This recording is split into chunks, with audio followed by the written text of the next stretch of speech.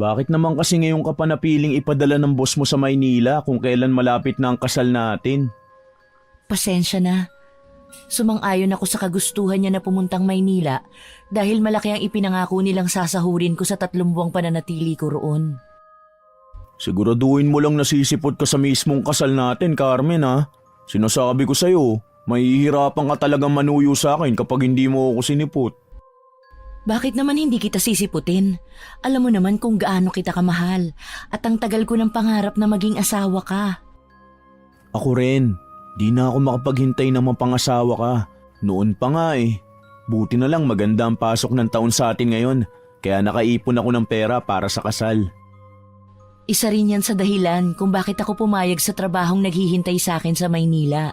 Ikaw ang sumagot sa lahat ng gagastusin natin sa kasal. Kaya ko yung kitain sa Maynila.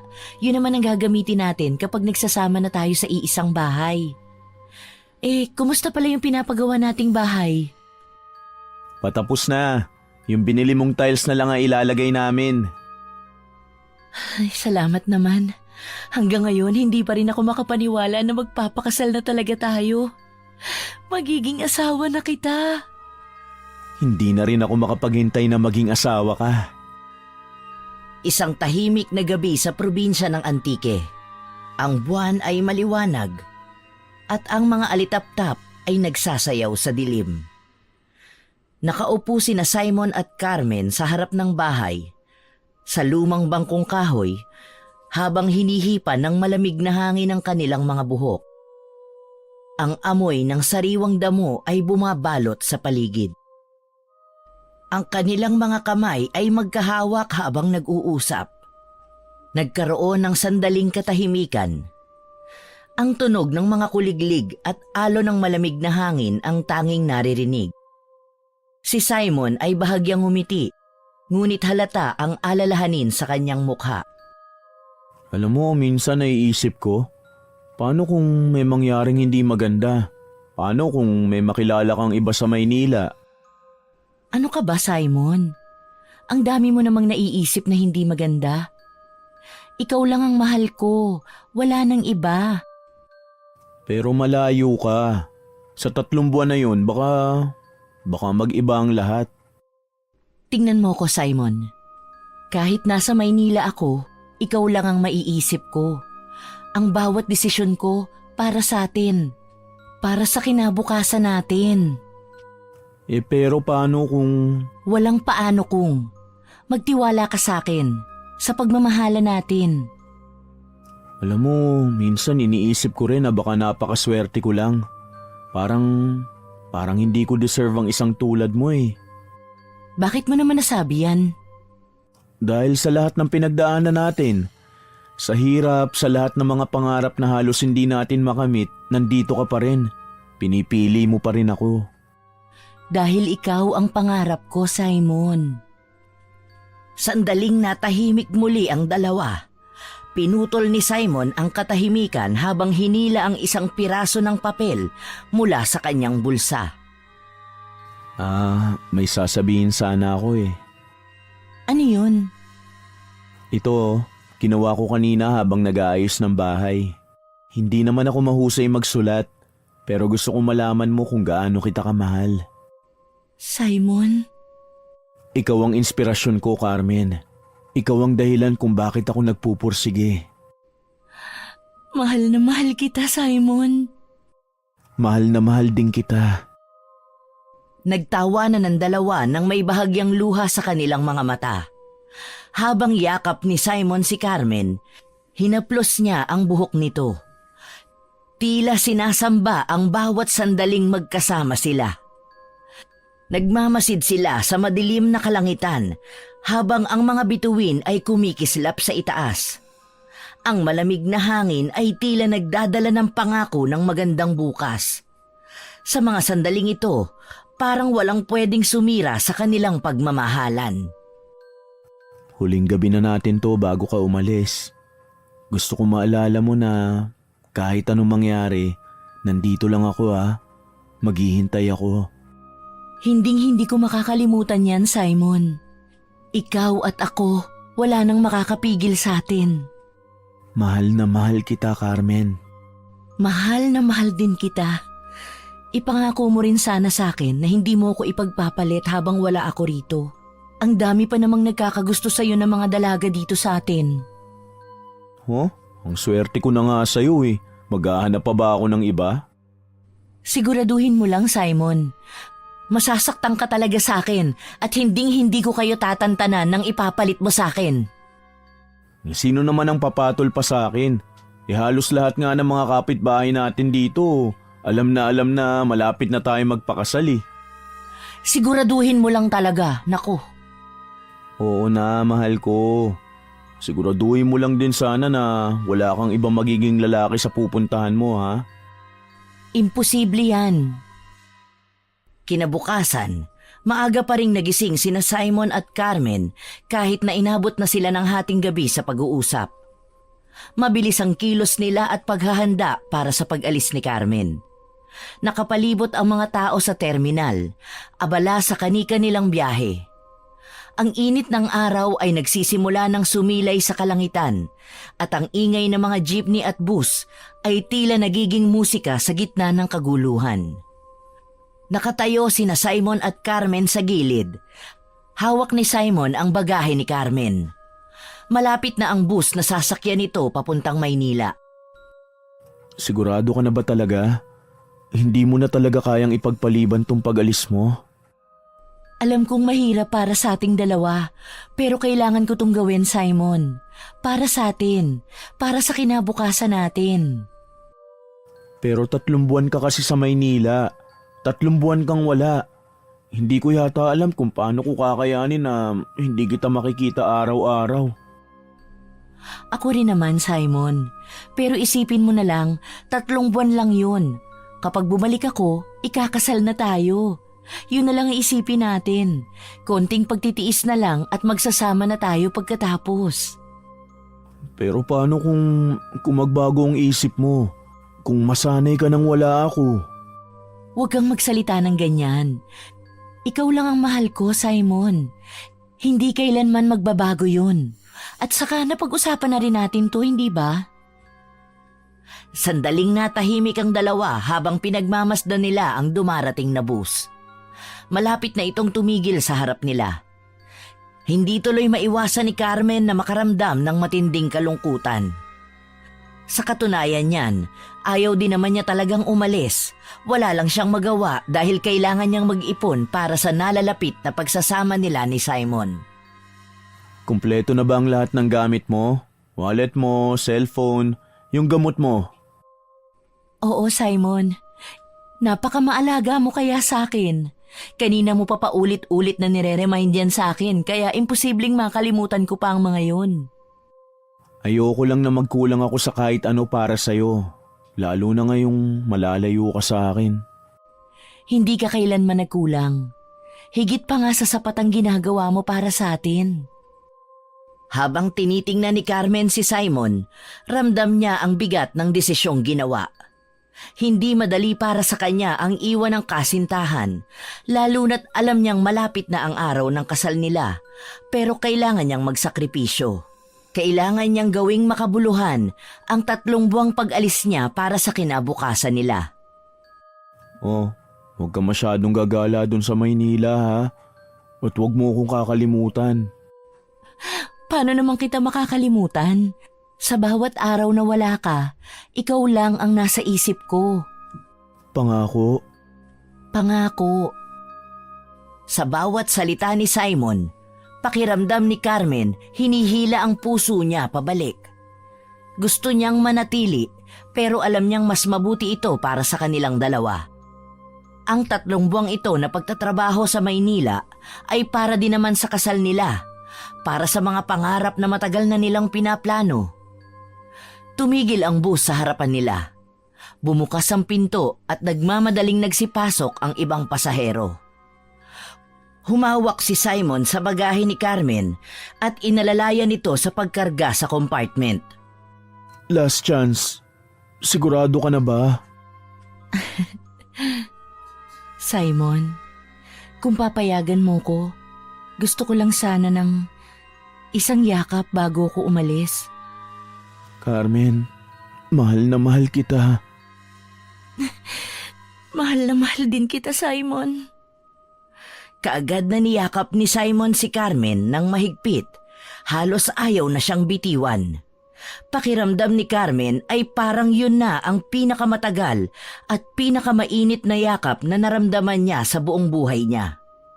Habang yakap ni Carmen si Simon, ramdam niya ang panginginig ng kamay niya. Alam ni Carmen na hirap din siyang magpaalam pero masakit din ito para sa kanya. Sa bawat patak ng luha na pilit niyang tinatago, iniisip na lang niya ang araw na muli silang magkikita. Ang araw ng kasal nila. Bumitaw si Simon at hinawakan ang magkabilang balikat ni Carmen. Ang mga mata nito'y punong-puno ng pag-aalala at pagmamahal. Mag-iingat ka doon ha. Huwag ka magpapalipas ng gutom. Lagi mong tandaan, kung may problema ka, tawagan mo lang ako. Oo, Simon. Hindi ko pababayaan ang sarili ko doon. Kung may oras ka, huwag mong kalilimutang tumawag sa akin ha. Palagi kong hihintay ng tawag mo, mahal ko. Masusunod. Sige na, papasok na ako sa loob ng bus. Baka maiwanan pa ako. Simon, hintayin mo ko ha. Pangako ko, sa pagbabalik ko, ang una mong makikita ay ang pinakamalaking ngiti ko. Sumakay si Carmen sa bus at tumingin kay Simon sa labas ng bintana. Habang papalayo ang bus, hindi niya inaalis ang tingin sa nobyo. Si Simon naman ay nakatayo lamang, pinagmamasdan siya habang hawak ang panyo nito na pilit pinupunasan ang mga mata. Habang unti-unting nawawala sa paningin ni Carmen si Simon, ramdam niya ang halo-halong emosyon sa kanyang puso. Lungkot, pananabik at pag-asa. 3 buwan lang ito, paulit-ulit niyang sinasabi sa sarili. 3 buwan lang at muli siyang babalik sa mga bisig ng nobyo. Nakaupo si Carmen sa tabi ng bintana, yakap ang kanyang bag. Tila nakatuon ang mga mata niya sa labas pero ang totoo'y abala ang isipan niya sa kung ano ang naghihintay sa kanya sa Maynila. Iniisip niya kung anong klaseng buhay ang sasalubong sa kanya sa lungsod. Bagong trabaho, bagong tao, bagong lugar. Pero sa bawat hakbang niya papalayo kay Simon, mas tumitibay ang pangako niya sa sarili. Babalik siya. At sa pagbabalik niya, mas matatag, mas handa, at higit sa lahat, mas handa na siyang maging asawa ni Simon. Sa labas, unti-unting nawala sa paningin ni Carmen ang tanawin ng probinsya. Napalitan ito ng malalaking gusali at makukulay na ilaw ng lungsod. Hawak niya ang maliit na litrato nilang dalawa ni Simon sa kanyang kamay. Ang tanging alaala ng probinsyang pansamantala niyang iiwan. Habang iniikot ng bus ang kalsada papunta sa Maynila, iniisip ni Carmen ang kasal nila ni Simon. Ang suot niyang barong, ang ngiti niya habang hinihintay siya sa harap ng altar. Ang pag-iisang dibdib na matagal na nilang pinapangarap at sa bawat pagtatapos ng araw, sasabihin niya sa kanyang sarili, kaunting tiis na lang, Carmen. Para kay Simon, para sa pagmamahal ninyong dalawa. Maya-maya pa ang bus ay huminto sa terminal sa Maynila at bumaba si Carmen ng may determinasyon sa kanyang mga mata. Bagamat malayo sa piling ni Simon, ang bawat hakbang niya ay puno ng pagmamahal at pangako na babalik siya, na itutuloy nila ang pangarap nila ng magkasama. Ate, patawarin mo ko. Ate Carmen, hindi ko sinasadya. Ang alin? Ang laki ng kasalanan ko sa'yo, Ate Carmen. Palagi mong isinasakripisyo ang sarili mong kaligayahan para sa pamilya natin. Pero ito pa ang binigay kong kapalit sa'yo. Sana mapatawad mo ko, ate. Ano bang sinasabi mo dyan, Mariel? Hindi kita maintindihan. Anong kasalanan mo sa akin? Bakit ka umiiyak? Ngayon mo pa talaga napiling magganyan kung kailan wala ako sa tabi mo para damayan ka? Ate, buntis ako. Magpapakasal na ako. Magpapakasal? Aba, maganda yan. Teka, mauunahan mo pa kami ng Kuya Simon ah. Alam na ba ni nanay at tatay ang kalagayan mo? Alam nila, ate. Oh, ano ang malaking kasalanan mo sa akin? Mariel, hindi kailanman naging kasalanan ng pagdadalang tao. Masayang masaya ako para sa'yo. Sino nga palang tatay ng anak mo? Mabuti naman at handa niyang panindigan kayo ng magiging pamangkin ko. Huwag ka sanang magagalit, Ate Carmen. Pero si Kuya Simon ang nakabuntis sa akin. Siya ang ama ng dinadala ko. Ano? Nababaliw ka na ba? Puro ka talaga kalokohan. Paanong si Simon ang nakabuntis sa'yo? May pangako kami sa isa't isa. Ilang araw na lang uuwi na ako dyan at magpapakasal na kami. Nagsasabi ako ng totoo, Ate Carmen. Patawarin mo ko. Patawad. Hindi ko sinasadya, ate. Mariel, ano ka ba? Hindi magandang biro yan, ha? Huwag mo naman ako saktan ng ganito. Hindi kita niloloko, ate. Patawarin mo ko. Ibinaba ni Carmen ang hawak na telepono. Hindi na niya napigilan ang pagbuhos ng kanyang mga luha nang marinig ang sinabi ni Mariel. Hindi siya makapaniwala. Pakiramdam niya ay niloloko lang siya ng nakababatang kapatid niya. Ngunit ito ba ang dahilan kung bakit biglang nanlamig sa kanya ngayon si Simon? Hindi siya makakapayag. Lumuluhang tinawagan ni Carmen ang numero ng kanyang nobyo. Masakit ang kanyang puso at gustong-gusto niyang mawala. Bakit? Paano nila yun nagawa sa kanya?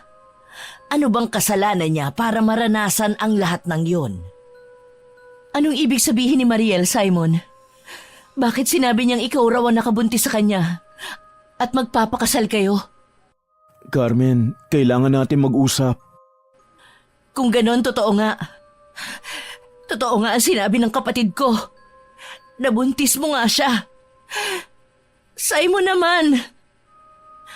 Magpapakasal na tayo pagbalik ko. Ilang araw na lang ang bibilangin ko. Ngayon ka pa sumuko. Ang sama mo. Ang sama-sama mo. At talagang kapatid ko pa ang pinili mong ipalit sa akin. Mambababae ka na nga lang, kapatid ko pa. Nasaan ang pangako mong ako lang? Manloloko ka. Napakasama mong lalaki ka. Alam kong galit ka pero kailangan mo itong marinig mula sa akin. Ayokong malaman mo pa sa iba. Ano pa ba, Simon? Ano pang hindi nasasabi sa akin ng kapatid ko? Alam kong magkakaanak na kayo. May natitira ka pa bang sasabihin sa akin? Sabihin mo na. Magpapakasal na kami ni Mariel, Carmen. Ano? Magpapakasal na kami ni Mariel. Bakit ang kapatid ko pa? Bakit? Hindi ganun kasimple yun. Hindi ko naman plano mangyari ito, Carmen eh. Hindi mo planong mangyari to? Ganun ba kababaw para sa'yo ang lahat? Diyos ko, Simon! 1 linggo bago ka man lamig sa akin, ipinaalala mo pa ang tungkol sa kasal. Paanong biglang magpapakasal na kayo ng kapatid ko? Paano mo nagawang ipagpalit ang lahat? Buntis siya, Carmen. 1 buwan na. Magpapakasal kami kasi buntis na siya. Anak mo? Anak mo ang dinadala niya? Kaya mo ko iniwan? Sigurado ka bang ikaw ang tatay ng dinadala niya? Ayoko sanang masaktan ka ng ganito. Pero kailangan kong panagutan ang ginawa ko. Panagutan? Panagutan? Paano naman ako, Simon? Paano ang 8 taon nating magkasama? Hindi ba dapat ako ang panagutan mo? Carmen, hindi ko sinasadya. Naging mahina ako. Nagkamali ako. Hindi mo sinasadya. Ay, Diyos ko, Simon. Huwag mo akong gawing tanga. 8 taong kitang minahal. 8 taon akong umasa. At ngayon, ganito lang ang sasabihin mo sa akin. Pasensya na, Carmen. Wala na akong ibang magagawa. Walang magagawa. Napakadali naman pala para sa'yo, no? Habang ako, nandito, nagdurusa. Wala kang magagawa pero nagawa mong pumayag sa kasal nyo. Napakawalang ya mo, Simon! Hindi ko rin ginusto ang lahat ng ito, Carmen. Nandito na ako. Nangyari na eh. Gago ka, Simon! Napakagago mo! Hindi mo ginusto? Ganun ba talaga ang tingin mo sa lahat? Wala kang iniisip kundi sarili mo. Paano mo ako nagawang ipagpalit ng ganong kadali? Hindi ko intensyon na saktan ka, pero kailangan kong panindigan si Mariel. Eh paano ako? Hindi mo ba kayang panindigan ang mga pangarap natin? Ang mga pinagsamahan natin? Pasensya na, Carmen. Huwag mo akong hingan ng pasensya, Simon. Hindi mo to mababawi ng pasensya lang. Sinira mo ako. Sinira mo lahat ng tiwala ko sa'yo. Alam mo ba kung gaano kasakit ito? Na habang iniisip ko kung nasaan ka, kung anong nangyari sa atin, nandyan ka pala. Nagpapakasaya kasama siya. Carmen. Wag! Huwag mo nang subukang magsalita. Napagod na akong intindihin ka. Napagod na akong maghintay sa paliwanag mo. At ngayon, heto ka. Bibigyan mo ako ng balitang para bang wala kang ginawang kasalanan. Hindi mo ba ako minahal kahit konti? Mahal kita, Carmen. Minahal kita. Mahal mo ko? Kung talagang mahal mo ko, hindi mo ako sisirain ng ganito. Hindi mo ako iiwan para sa iba. Ang pagmamahal, Simon, hindi lang salita. Dapat may paninindigan. Alam mo kung anong pinakamasakit? Ang isipin na habang iniiyakan kita, ikaw pala ay nasa piling ng ibang babae. Na habang pinapangarap ko ang kinabukasan natin, ikaw ay nagpapakasasa sa kanya. Patawarin mo ko, Carmen. Hindi ka karapat-dapat sa kapatawaran ko, Simon. Hindi mo kailanman malalaman ang lalim ng sakit na iniwan mo. Ito na ang huli nating pag-uusap, Simon. Huwag ka nang tatawag pa. At huwag mo ako susubukang kausapin. Ayoko nang marinig ang boses mo! Carmen, sorry. Hindi ko kailangan ng sorry mo. Paalam, Simon. Sana masaya ka sa ginawa mo. Pinatay ni Carmen ang kanyang telepono.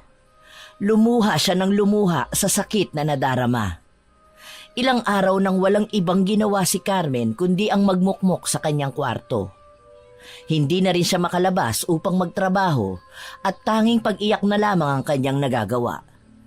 Kung hindi pa niya nabalita ang bukas na ang kasal ni na Mariel at Simon, ay hindi pa siya lalabas sa kanyang kwarto at uuwi sa Antique.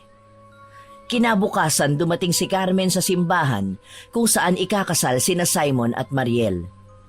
May misa, maganda ang ayos ng simbahan, maraming bisitang nakaupo at tahimik ang paligid. Binuksan ang pinto at pumasok si Carmen sa loob. Basang-basa sa ulan. Hindi nito alintana ang mga tingin ng tao. Ang mga hakbang ni Carmen ay mabibigat at ang mga mata niya ay puno ng luha na titig sa 2 taong nasa altar. Simon! Carmen!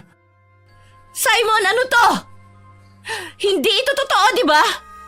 Sabihin mo sa akin na hindi ito nangyayari. Hindi totoong magpapakasal ka sa kanya, di ba?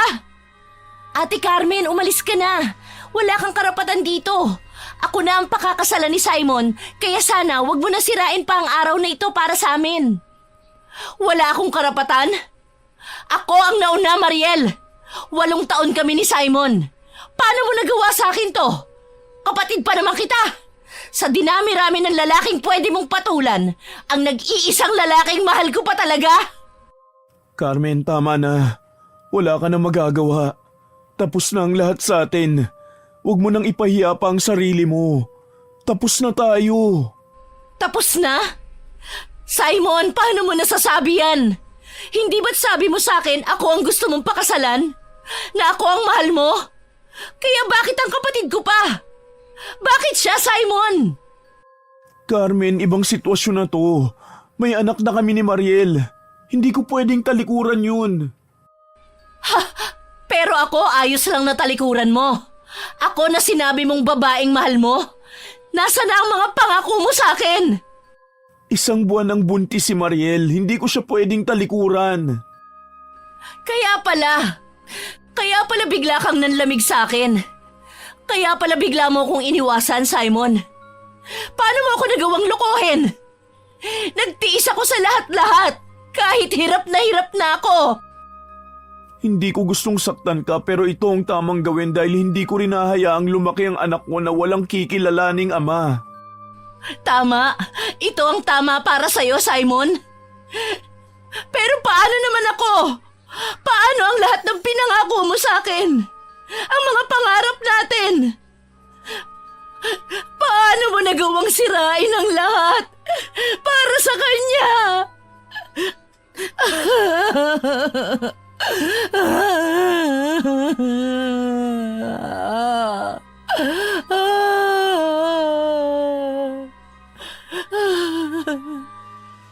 Tahimik ang buong simbahan.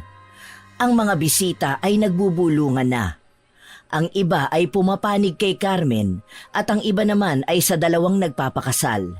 Si Mariel naman ay umiiyak sa altar. Ate Carmen, please. Huwag mo na kaming guluhin. Hindi na ito tungkol sa inyo. Nandito kami dahil mahal namin ang isa't isa. Mahal? Mariel, alam mong hindi ikaw ang mahal niya. Ako ang mahal niya. Tama na, Carmen. Tama na. Simon, hindi. Huwag mong sabihin wala na. Huwag mong sabihin siya na ang pinili mo. Ako ang mahal mo, Simon. Sabihin mo sa akin na ako pa rin. Hindi na ikaw, Carmen. Si Mariel na. Siya na ang pipiliin ko. Hindi, Simon. Paano mo ako nagawang ipagpalit? May responsibilidad ako kay Mariel, Carmen. At higit sa lahat, mahal ko siya. Mahal mo siya? Sinungaling ka! Simon, wag mo akong gawing tanga! 8 taon mo akong pinaasa, tapos sasabihin mo na hindi ako? Paano mo nagagawa to? Hindi na mahalaga kung ano nangyari noon. Ang mahalaga ay ang ngayon. At ang ngayon, si Mariel ang asawa ko.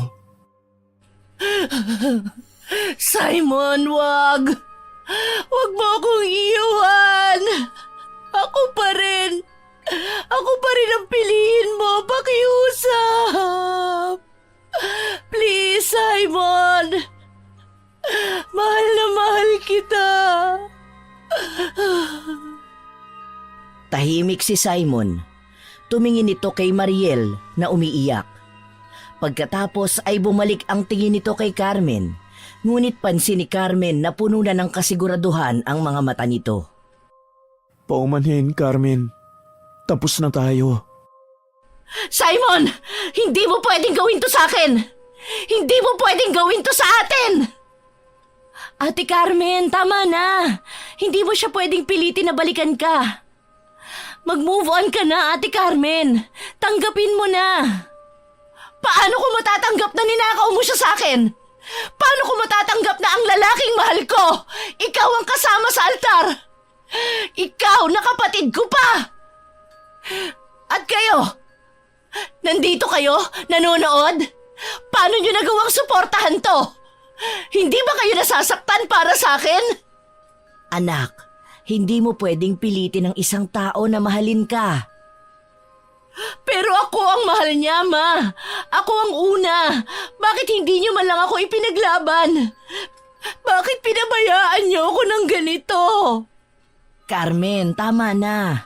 Ayaw naming masaktan ka pa. Hindi mo na mababago ang desisyon ni Simon. Pakakasal siya sa kapatid mo. Kaya pala wala akong kakampi. Dahil kahit kayo, pinili niyo rin siya. Wala akong kwenta sa inyong lahat. Sana, Simon, sana maramdaman mo rin ang sakit na ito balang araw. Sana maramdaman mo kung paano masira ang lahat ng pangarap mo. Tahimik na humakbang si Carmen papalabas ng simbahan. Iniwan niya ang lahat. Bit-bit ang bigat ng kanyang puso. Masakit sa kanya ito, pero wala na siyang magawa. Buo na ang desisyon ni Simon na ipagpalit siya at magpakasal sa ibang babae. Aalis siya sa simbahan, pero hindi ibig sabihin nun ay tapos na siya. Sa bawat hakbang niya palabas ng simbahan, unti-unti namang lumalakas ang ulan sa labas. Dumiretso si Carmen sa bahay ng kanyang matalik na kaibigan. Grabe din naman kasi ang kapatid mo no? Sa dinami-dami talaga ng pwedeng biktimahin, talagang yung nobyo mo pa. Ungas din tong si Simon dahil talagang pinatulan pa. Sinayang niya ang 8 taon ninyong pagsasama. Akala ko pa naman kayo na talagang dalawa sa huli. Yun din ang akala ko Ang kaso, masyado yata akong umasa sa panghabang buhay na ipinangako sa akin ni Simon. Akala ko, hindi niya na ako sasaktan. Nagkamali pala ako.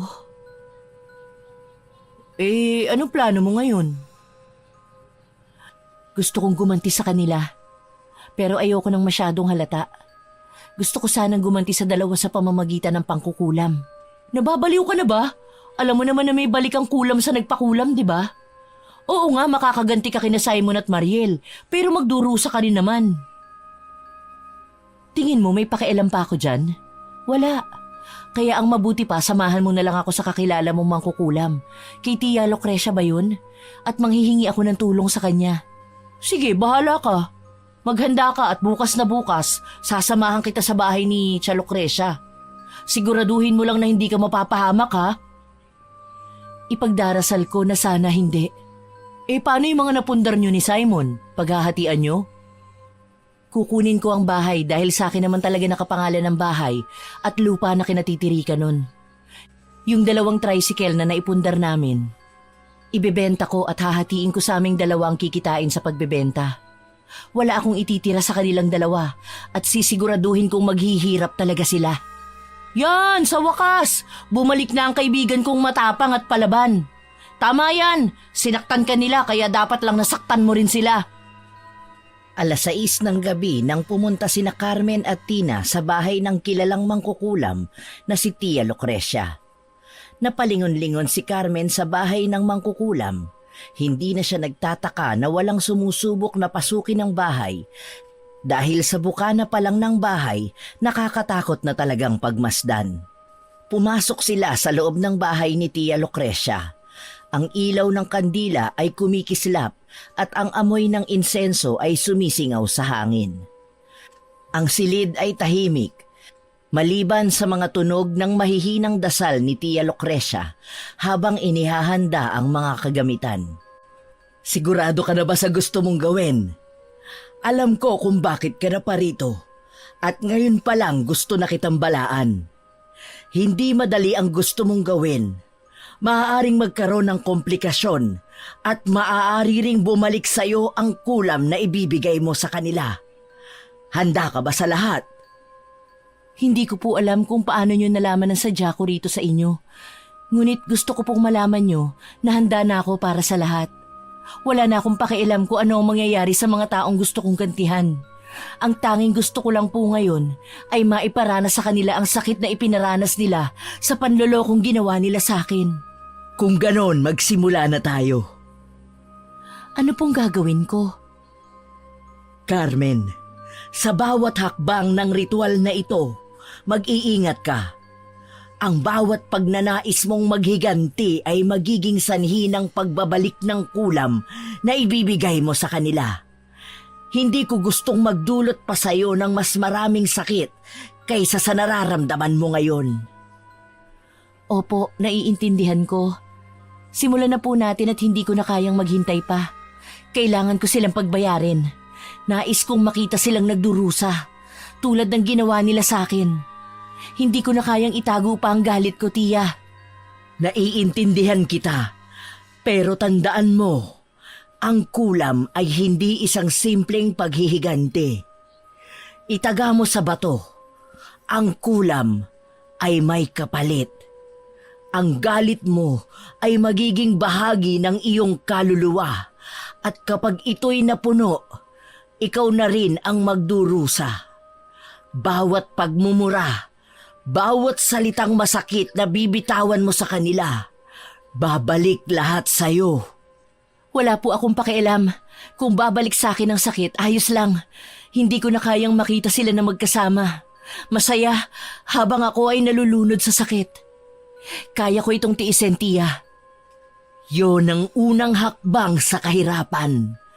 Ang lahat ng ito ay may presyo. Kung pipiliin mo itong daan, tanggapin mo ang lahat ng magiging epekto. Ang mga naiinis, ang mga maghihiganti, lahat ng yon ay babalik sa iyong landas. Hindi lang ang mga katawan nila ang maaaring masaktan. Ang buhay nila, pati na ang mga relasyon nila ay magiging apektado rin. Wala po akong pakialam. Pumapayag akong magdusa kung yun ang magiging kapalit ng paghihiganti ko sa kanila. Gusto ko silang magdusa. Gusto ko silang masaktan tulad ng ginawa nila sa akin. Kung ikaw ay magpapatuloy, gagawan kita ng sandata.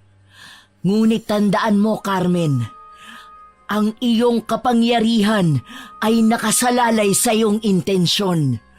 Kung ito ay puno ng galit, ang kapangyarihan ng kulam ay magiging matindi. Ngunit ikaw rin, mapapalakas ang iyong galit at pananakit. Mapapalakas ang iyong paghihiganti, ngunit pati na rin ang kalungkutan na hahabol sa'yo. Kung mas malakas po ang galit, mas matindi ang magiging epekto, hindi ba? Oo, ngunit mas malakas din ang kabayaran. Sa bawat buhay na ginugol ng kulam, may buhay ding kukunin. Sa bawat pagkawasak ng relasyon, may relasyon ding mabubuwag. Hindi ito isang simpleng kapatawaran. Ang bawat hakbang ay masakit at ang iyong kaluluwa ay hindi makakawala sa lahat ng ito. Ang kulam, kapag inumpisahan mo, ay babalik sa'yo ng maraming beses. Gagawin ko po. Ipagpatuloy mo ng ritual. Gusto ko na silang magbayad at wala nang ibang makakapigil sa akin. Kailangan mong malaman na ang unang hakbang sa kulam ay mag-alay ng dugo. Maghuhulog ka ng ilang patak mula sa iyong sariling katawan bilang sakripisyo sa ritual. Hindi mo ito magagawa ng buo kung hindi ka magbibigay ng bahagi ng iyong sarili. Gagawin ko po, tiya. Hinintay nilang tuluyang sumapit ang hating gabi bago mag-umpisa sa ritual na gagawin. Paulit-ulit na tinanong ni Carmen ang kanyang sarili kung sigurado na ba talaga siya sa gagawin. Wala talagang ibang pumapasok sa utak niya kundi ang maghiganti kay Simon at Mariel. Sa kahit na anong paraan pa yan, basta maipadama niya kung gaano katindi ang galit na nararamdaman niya ngayon. Nagsimula na ang proseso. Inilatag ni Tia Lucrecia ang mga kagamitan sa lamesa. Mga kandilang itim at pula, asin at mga halamang itinanim sa kanyang hardin. Ibinuhos ni Tia Lucrecia ang langis sa gitna ng lamesa. Iniiwasan ang mga mata ni Carmen na puno ng galit at pangarap ng paghihiganti. Hating gabi na. Ang mga espiritu ay handa ng tumulong sa iyo, ngunit kailangan mo ng ganap na dedikasyon. Ang kulam ay hindi makikinig sa mga taong hindi matatag sa kanilang intensyon. Ang mga bagay na ibubuhos natin ay hindi lang mga alay. Ang mga ito ay kasunduan sa pagitan ng buhay at kamatayan, ng dilim at liwanag. Ang mga bagay na ginagamit natin sa kulam ay may enerhiya. Bawat butil ng asin, bawat piraso ng damo, may kahulugan. Kailangan mong magdasal at mangako sa iyong sarili na hindi mo bibitawan ang pangako mong humingi ng tulong sa espiritu ng kulam. Oo, tiya. Isang kasunduan, isang paghingi ng tulong. Ibigay mo na ang tulong sa akin. Mga espiritu ng dilim, mga lihim ng gabi, kami ay humihiling ng iyong lakas. Buksan ang pinto, humarap sa amin at gawin ang aming kalooban. Ang galit na nasa puso ko'y magsisilbing alay sa inyo. Ang damdamin ng sakit at paghihiganti magiging lakas na magdadala ng pagbabalik sa kanila.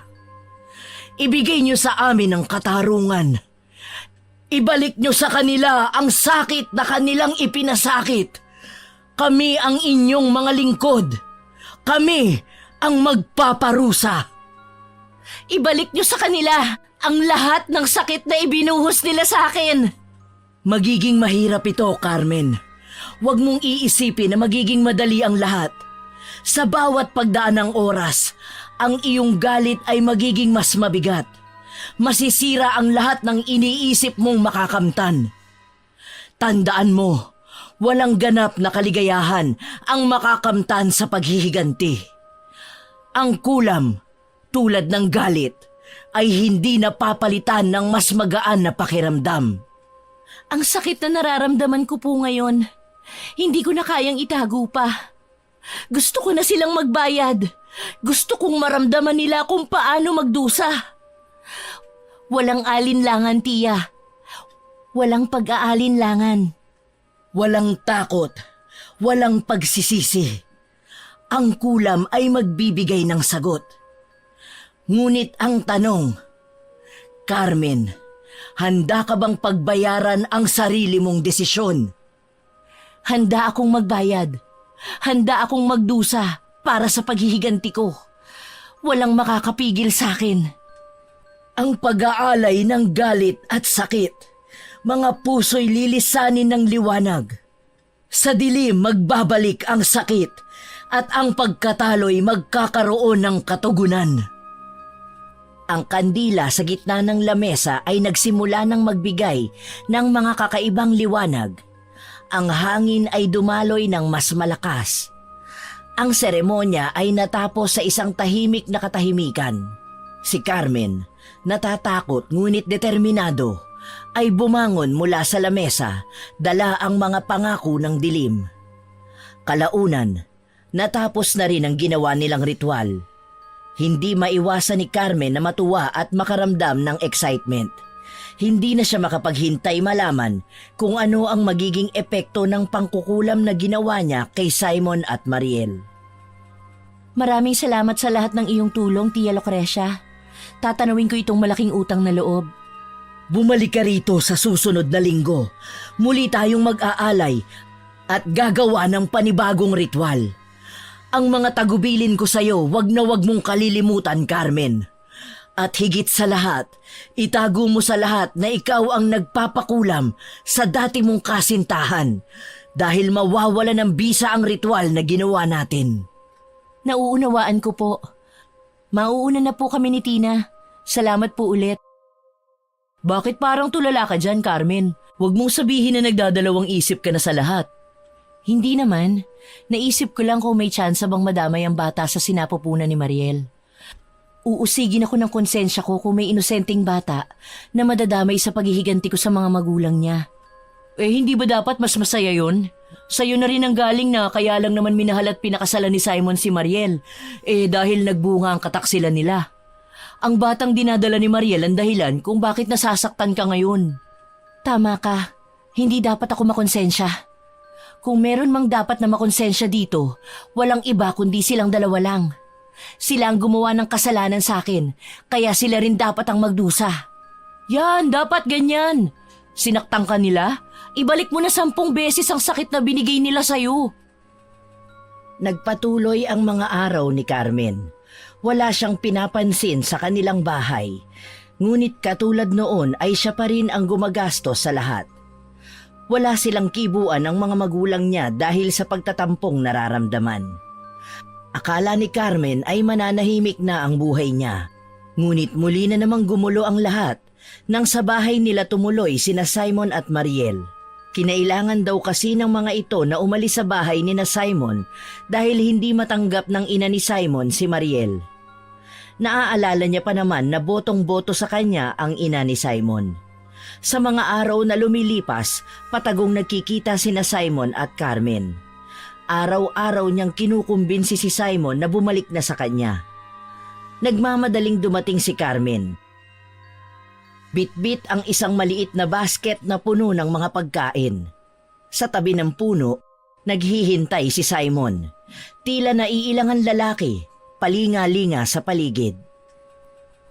Simon, salamat at dumating ka. Alam kong mahirap ito para sa'yo pero kailangan kong malaman. Napag-isipan mo na ba? Carmen, paulit-ulit na kitang sinasabihan. Hindi ko iiwan si Mariel, mahal ko siya. Kasal na kaming dalawa at bubuo na kami ng pamilya. Mahal? Simon, anong klaseng pagmamahal ba yan kung araw-araw tayong nagtatagpo rito? Kung hinahanap mo ko sa bawat pagkakataon? Carmen, tama na. Mali na to. Huling beses na to. Hindi na tayo dapat magkita pa. Simon, ilang beses mo na rin ako nasaktan dahil sa kanya. Hindi mo ba nakikita? Ako ang nararapat sa'yo. Ako ang tunay mong mahal. Hindi. Mahal ko si Mariel. At pipiliin ko siya araw-araw kahit gaano pa kahirap. Kung ganyan talaga ang desisyon mo, Simon, sige lang. Pero tandaan mo ang sinabi mo ngayon. Pipiliin mo siya araw-araw, ha? Sana kayanin mo ang lahat ng mangyayari sa inyo. Naglakad palayo si Carmen nang hindi lumilingon. Masakit na naman ang puso niya dahil sa huling pagkakataon, muli na naman siyang sinaktan ni Simon. Kailan pa ba siya matututo? Nang maghapunan, sabay-sabay kumain ang pamilya nila. Nanatiling tahimik at walang imik si Carmen habang kumakain. Magkatabi sa hapagkainan sina Simon at Mariel. Tahimik ang pamilya, ngunit biglang napahinto si Simon sa pagkain at napahawak sa ulo. Napansin ito ni Mariel at lalo naman ni Carmen. Simon, okay ka lang? Oo, siguro napagod lang ako kanina sa trabaho.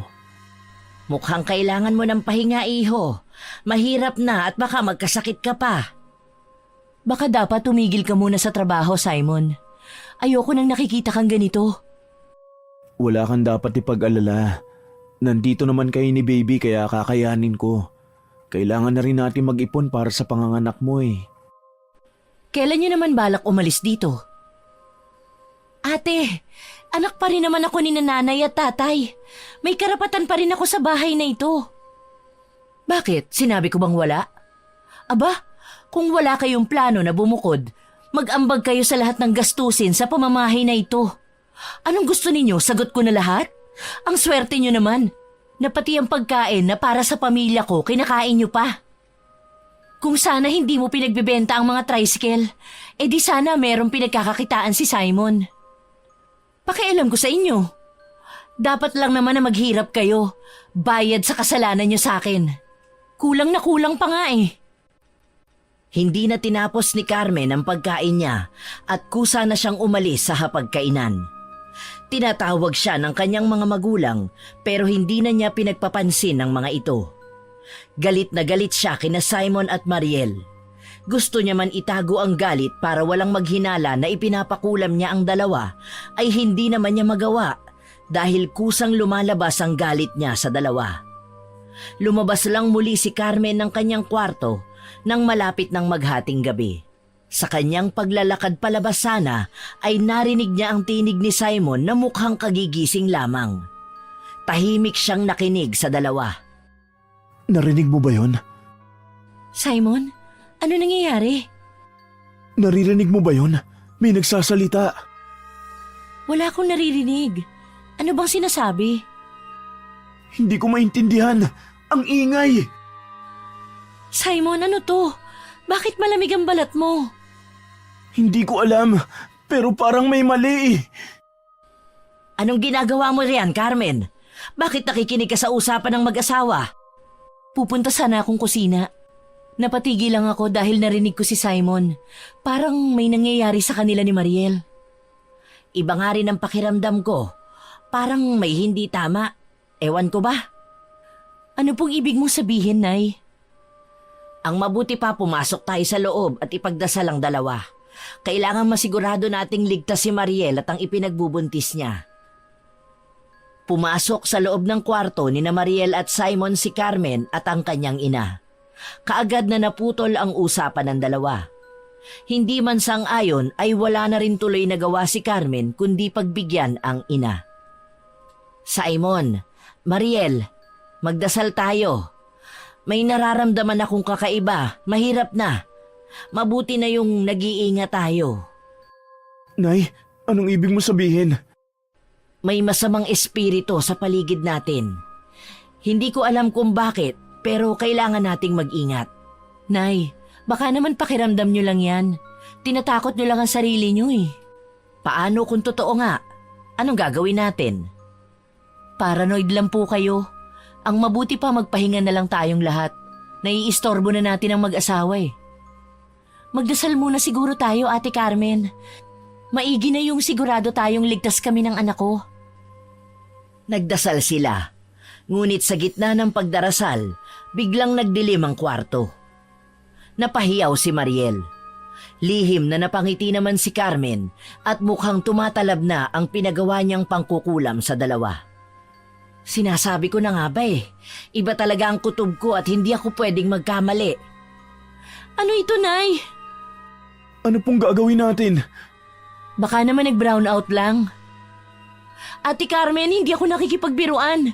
Natatakot na ako dito tapos nakukuha mo pang magbiro dyan. Hindi naman ako nagpapatawa. Tigilan niyo na ang pag-aaway. Anong nangyayari sa akin? Napalingon silang lahat kay Simon nang marinig ang sigaw nito. Biglang nagkaroon ng mga sugat sa kamay ni Simon. Dumadaloy ang dugo sa kanyang palad. Napasigaw na sa pag-aalala si Mariel. Maging ang kanilang ina ay dinaluhan na rin ang mag-asawa. Nay, ano to? Bakit ganito? Ate Carmen, tulungan mo kami! Hindi ko na kaya! Tama na! Ano ba kasing ginawa mo, Simon? Bakit ganyan? Hindi ko rin alam. Simon, hawakan mo itong rosaryo at magdasal ka. Ngunit nang hawakan ni Simon ang rosaryo, nasunog ang kanyang balat. Napaatras si Carmen. Ang kapatid naman niya ay mas lalong humagulgol sa pag-iyak. Simon, tutulungan kita. Pero anong gagawin natin? Hindi ko alam. Tulungan niyo ako. Hindi ko na alam kung ano nangyayari sa akin. Ayoko ng ganito. Pakiusap, tulungan niyo ako. Bukas na bukas lalapit ako kay Tia Lucrecia. Baka alam niya kung paano ka matutulungan. Nay, dalhin niyo na lang agad si Simon sa doktor. Alam naman nating lahat na matagal nang baliw si Tia Lucrecia. Baka mas lalo lang manganib si Simon. Tama si Ate Carmen. Dali na natin sa ospital si Simon bukas, Nay. Mas mabuti ng profesional ang tumingin sa kanya para alam natin kung anong dapat na gawin. Magiging maayos naman ang lahat, di ba? Wala namang mangyayari sa akin.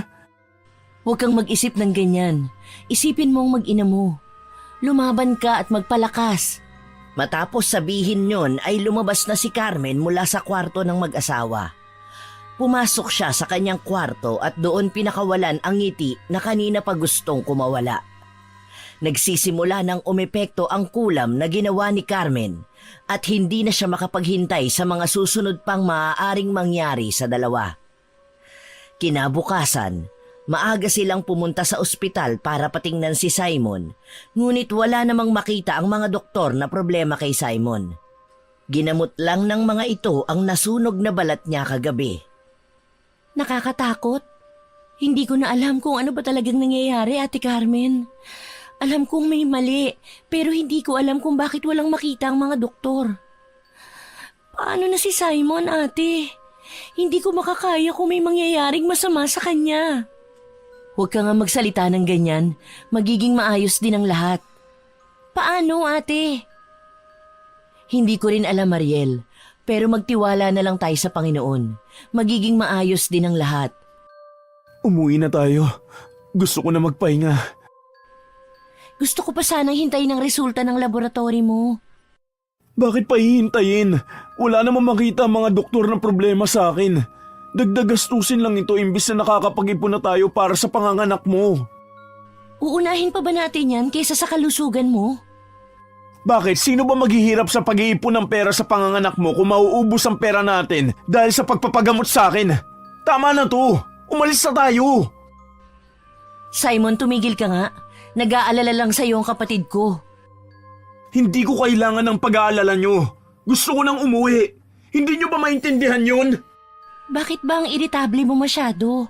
Napapansin ko nitong mga nakaraang araw, palagi ka nalang galit sa akin. O sa kahit na sinong kaharap mo. Ano ba kasing nangyayari sa'yo? Hindi ko nga alam, di ba? Kaya nga tayo nasa ospital para malaman kung ano nangyayari sa akin. Pero maging ang mga doktor dito walang silbi. Hindi nila masabi kung ano nangyayari sa akin. Ang mabuti pa umuwi na lang siguro tayo para makapagpahinga na kayong dalawa. Magtatawag lang ako ng tricycle. Salamat, Ate Carmen. Kinagabihan, patagong pinanonood ni Carmen ang mag-asawang taksil. Tuwang-tuwa talaga siya sa tuwing nakikita ang paghihirap ng mga ito. Tahimik ang paligid. Madilim ang kabuuan ng bahay. Tanging ilaw mula sa poste sa labas ang nagsisilbing liwanag sa kanilang kabahayan. Naglalakad si Mariel sa kusina, hawak ang isang baso ng tubig. Nakasuot ito ng pantulog at halatang puyat. Ang bawat hakbang nito ay dinig na dinig ni Carmen dahil na rin siguro sa katahimikan ng gabi. Kailangan kong makatulog, pero ang bigat ng dibdib ko. Ano ba kasing nangyayari? Wala akong maunawaan. Bakit ganito? Ito ba ang parusa sa akin sa ginawa ko kay Ate Carmen?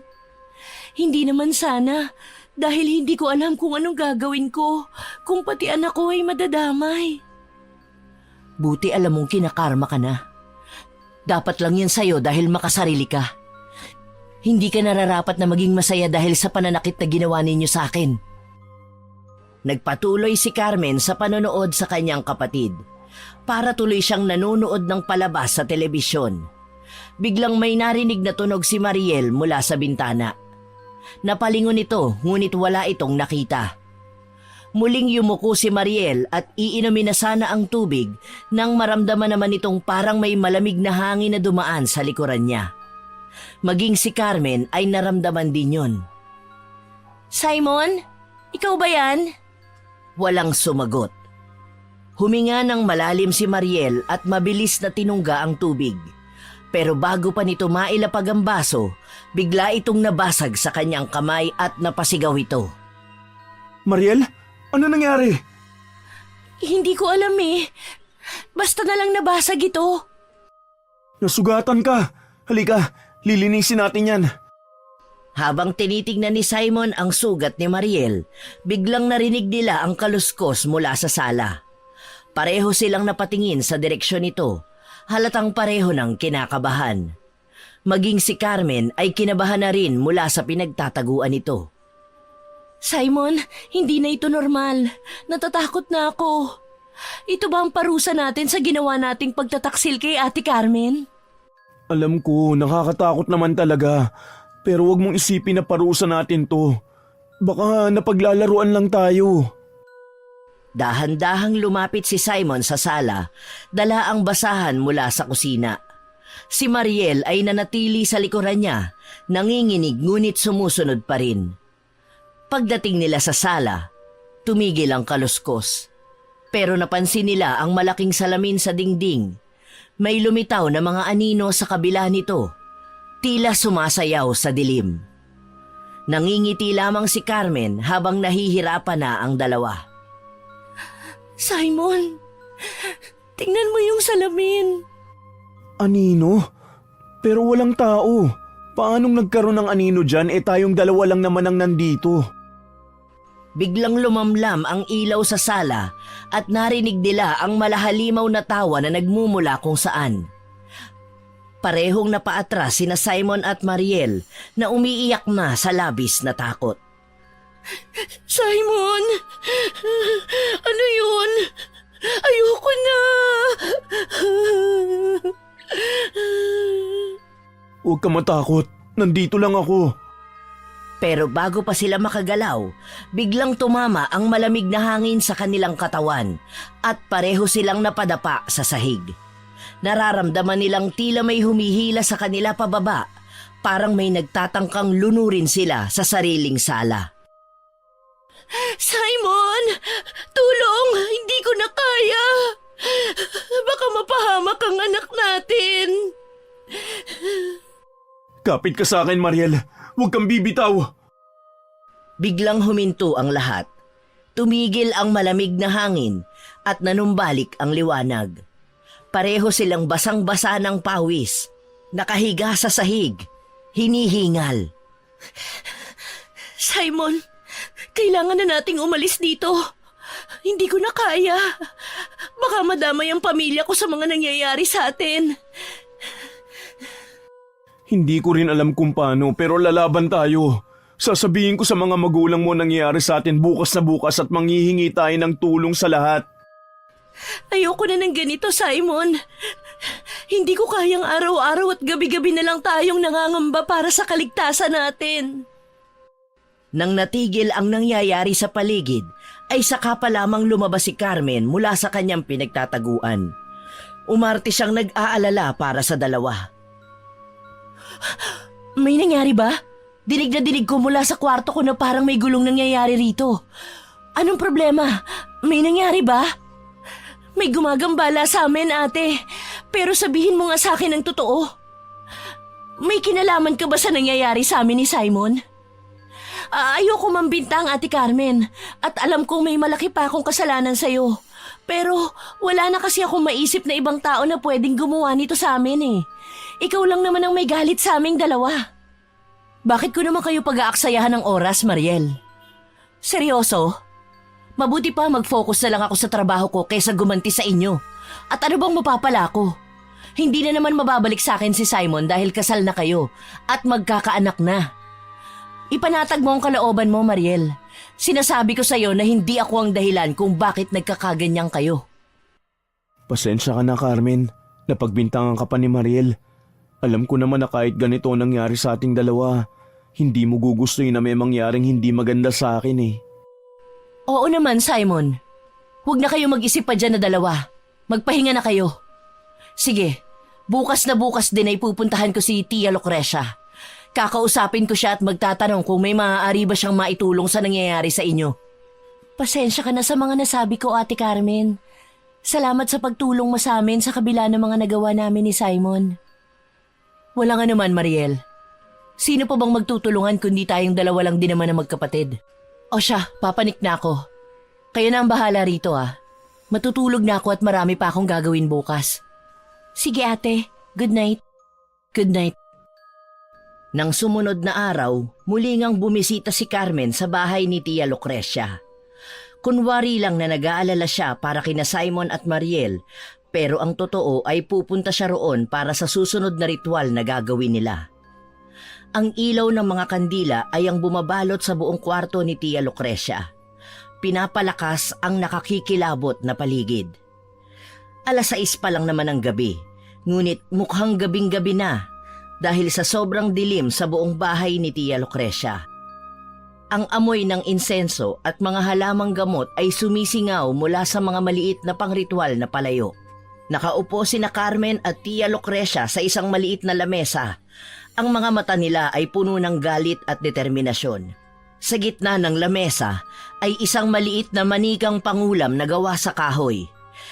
Binuo gamit ang isang itim na sinulid at may mga maliliit na mata na nakatingin sa kanila.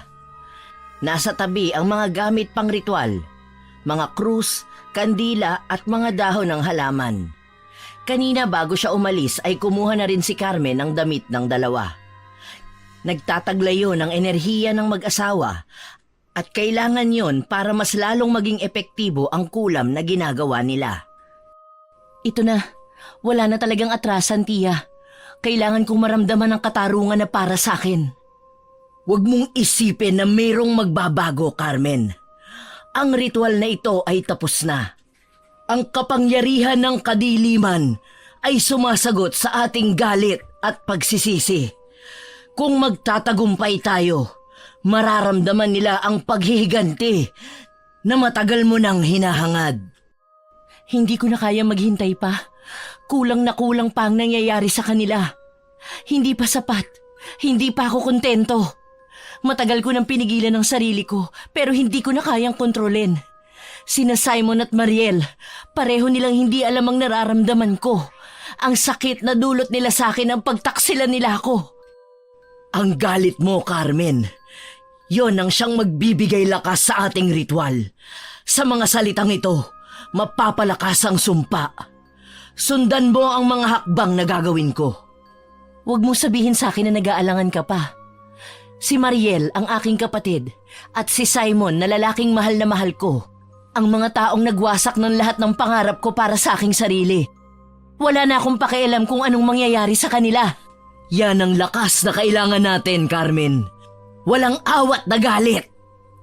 Walang pagdadalawang isip. Hindi mo dapat kalimutan kung ano ang mga kasalanan nila sa'yo. Dapat ay buo ang iyong intensyon. Huwag mong pahintulutan ng duda na pumasok sa iyong isipan. Hindi ko sila patatawarin. Kahit saan pa sila magtago, kung sino-sino pa silang magtulungan, hindi ko sila titigilan hanggat hindi nila nararamdaman ang sakit ng bawat luha ko, ng bawat paglimos ko sa pagmamahal ni Simon. Walang makakaligtas. Tumutok ka sa iyong galit.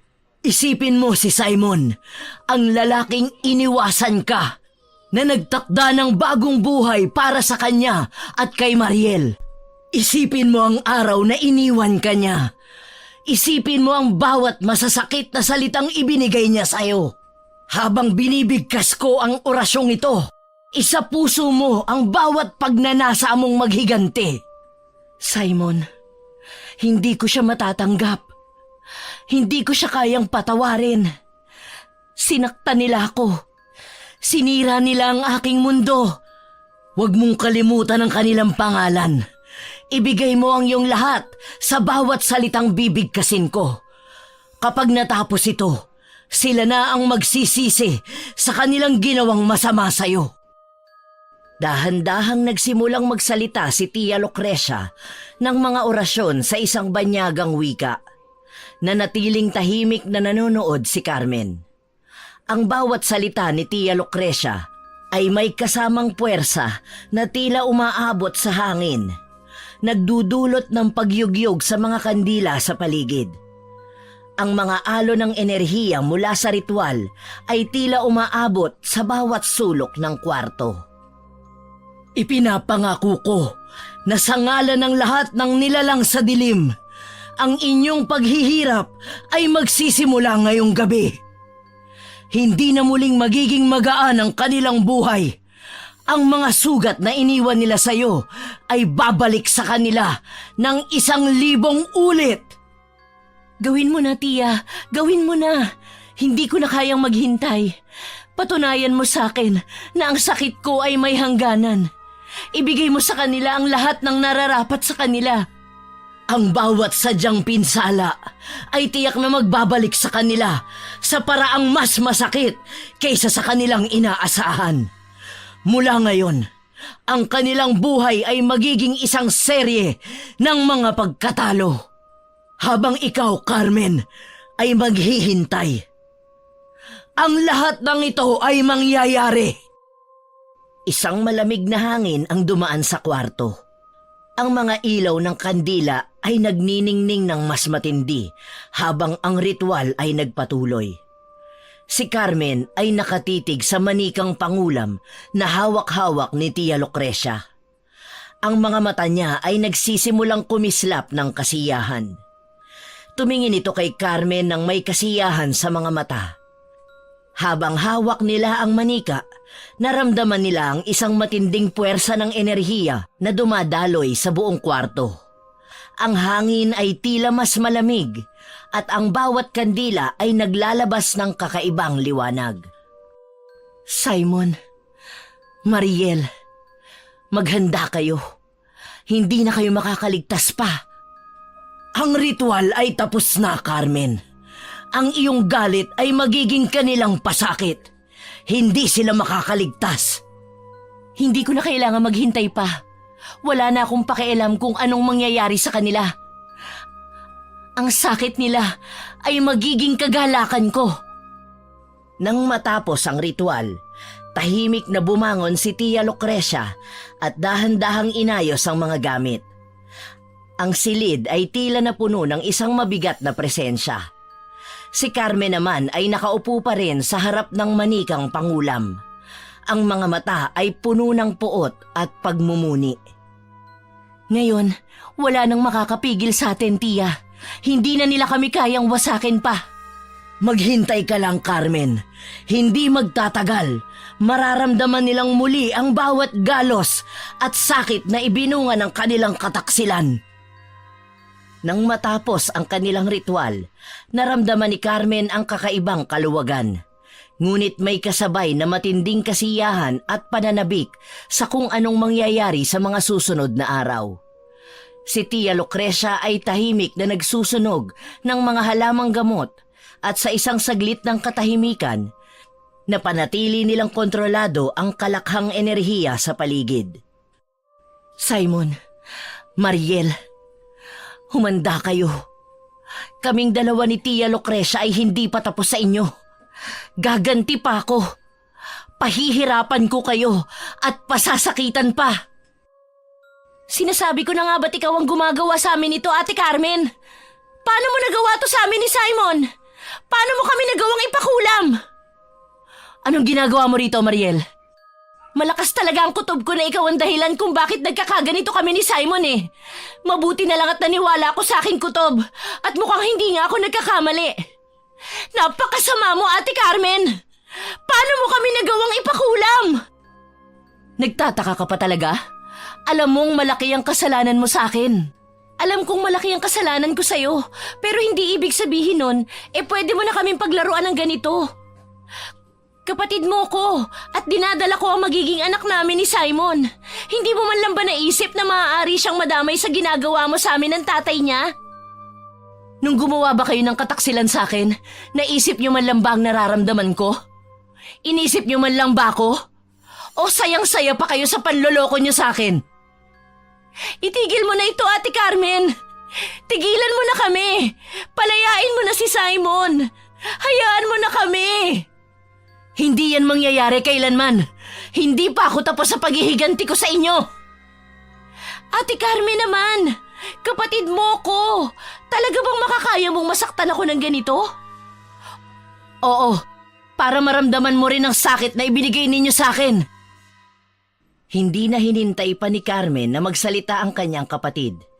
Umalis na siya.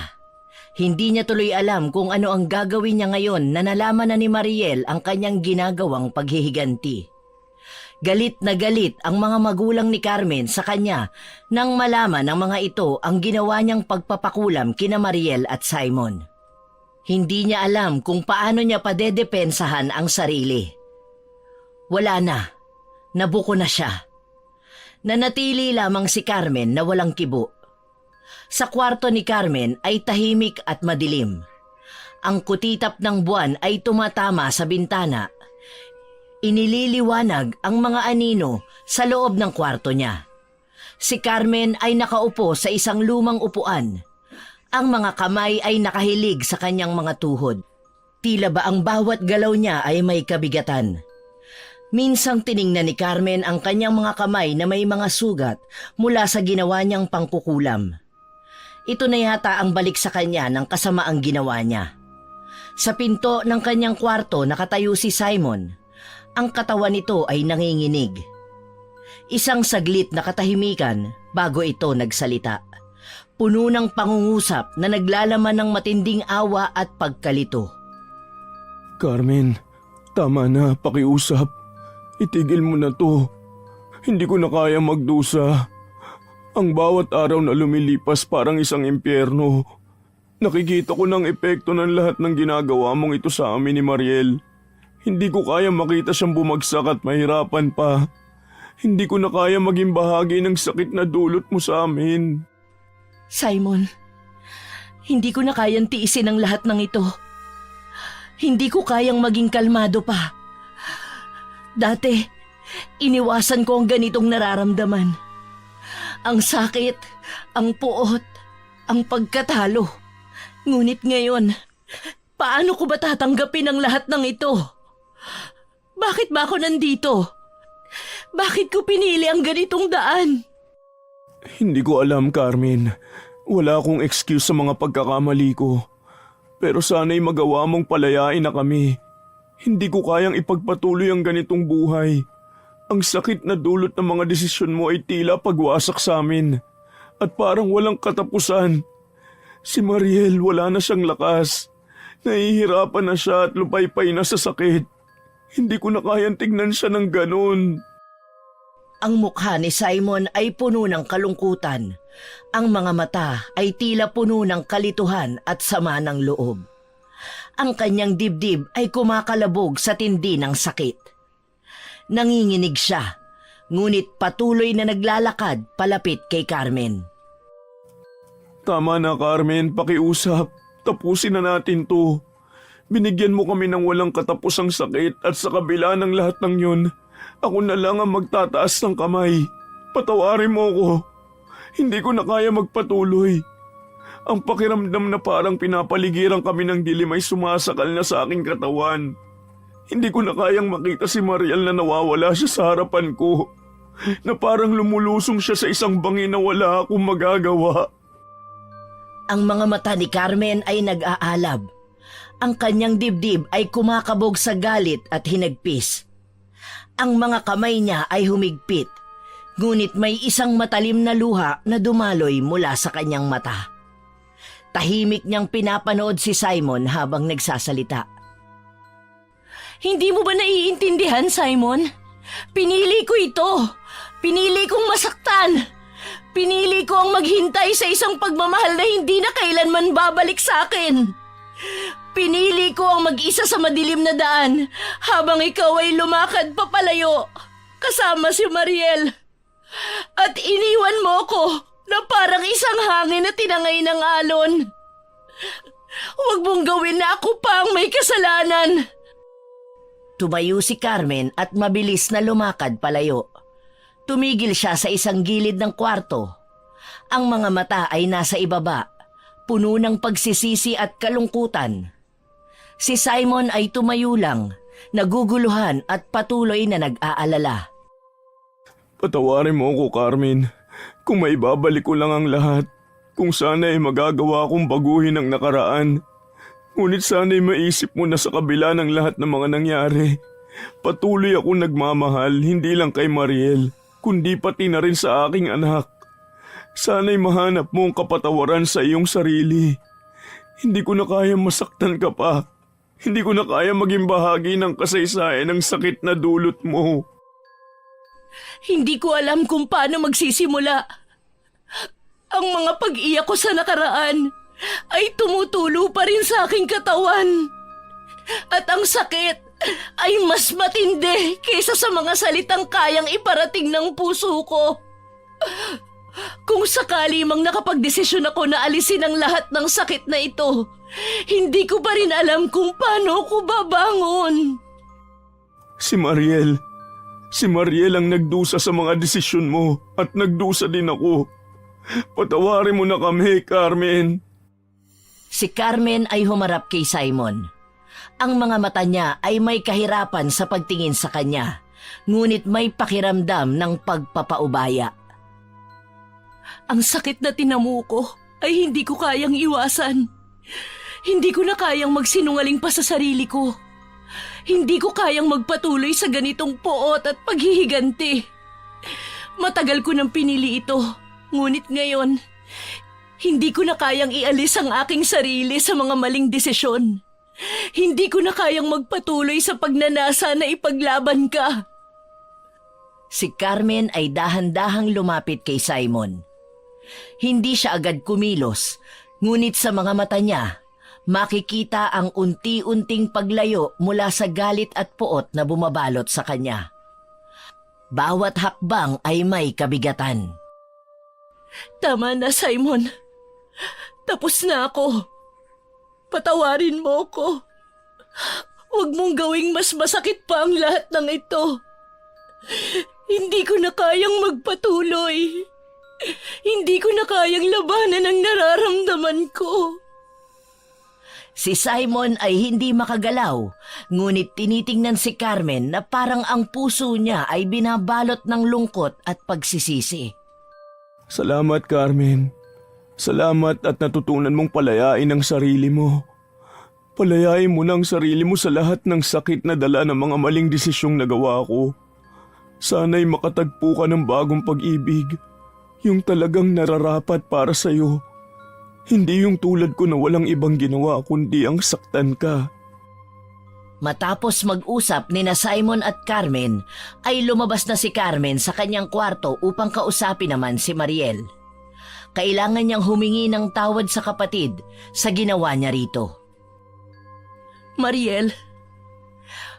Ate Carmen, anong ginagawa mo rito? Hindi pa ba sapat ang ginawa mo sa amin? May plano ka pang pasakitan ako? Hindi ko alam kung paano magsisimula.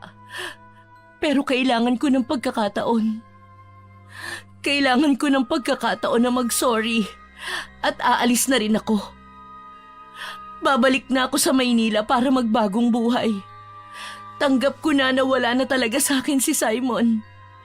Tanggap ko na ikaw na talaga ang mahal niya ngayon. Hindi ko alam kung mapapatawad kita sa mga ginawa mo sa akin, Ate Carmen. Mariel, kung meron mang pinakamabigat na pagkakamali na ginawa ko, yun ay ang pagpasok ko sa buhay niyo ni Simon. Hindi ko kayang balikan ang mga desisyong yun, pero ang sakit na dinulot ko sa inyong dalawa ay walang katumbas. Nagkamali kayo, oo. Pero nagkamali din ako sa pag-iisip na gumanti sa inyo. Naiparamdam din sa inyo ang ginawa niyo sa akin. Bakit? Bakit mo ginawa yun? Hindi ba kapatid kita? At si Simon? Kung tapat na mahal mo si Simon, bakit mo kami sinaktan? Hindi ko kayang sagutin ang tanong mo na yan, Mariel.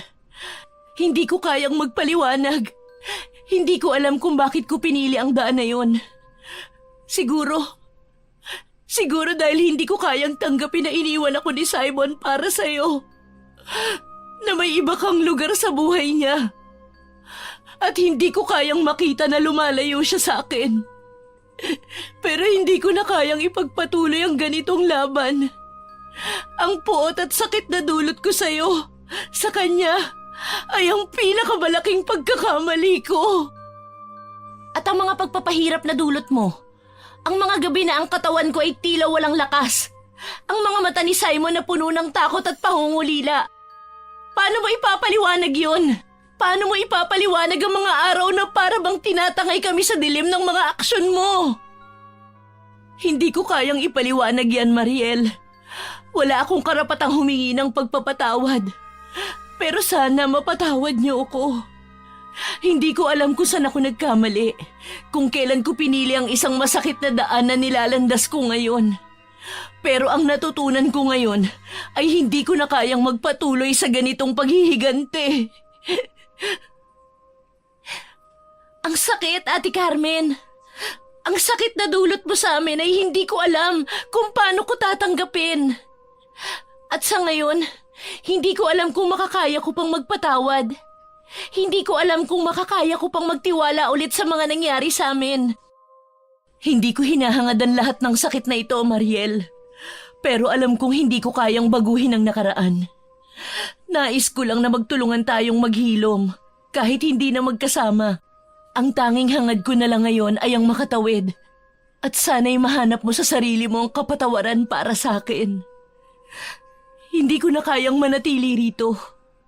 Nais ko na lamang magpatuloy sa bagong simula. Dahan-dahang inabot ni Carmen ang kamay ni Mariel na matagal na ring pinagmamasdan siya. Tinutok ni Mariel ang kanyang mata kay Carmen at sa isang sandali ng katahimikan, isang malalim na hininga ang kanilang pinakawalan. Si Carmen ay may kasamang matinding sakit sa puso habang si Mariel ay puno ng kalituhan. Mariel, Simon, kalilimutan ko na ang lahat ng nangyari. At sana'y magpatuloy na kayo sa inyong mga buhay. Hindi ko na kayang magpatuloy pa. Ang mga pagkakamali ko ay nagsilbing aral para sa akin. Hindi ko kayang magsinungaling pa. Mahal ko kayo, pero hindi ko na kayang maging bahagi ng inyong buhay. Patawarin ninyo ko. Patawarin mo rin sana kami sa nagawa namin sa'yo, Carmen. Pinapatawad ko na kayo. Salamat, Carmen. Anong plano mo ngayon? Babalik na ako sa Maynila para ipagpatuloy ang trabaho ko doon. Baka matagal na ulit bago ako makauwi, pero sa tingin ko yun din naman ang kailangan ko para sa aking sarili. Hinahangad ko ang kaligayahan mo, Carmen. Mag-iingat ka. Salamat. Bumalik na ng Maynila si Carmen sa mga sumunod na araw. Nagsimula na siya ng panibagong buhay kung saan wala na siyang iniindang sakit mula sa mapait na nangyari sa kanyang buhay. Masakit, pero patuloy siyang lalaban para makamit ang kaligayahan na tingin niya'y nararapat sa kanya. Bakit naman kasi ngayon ka pa napiling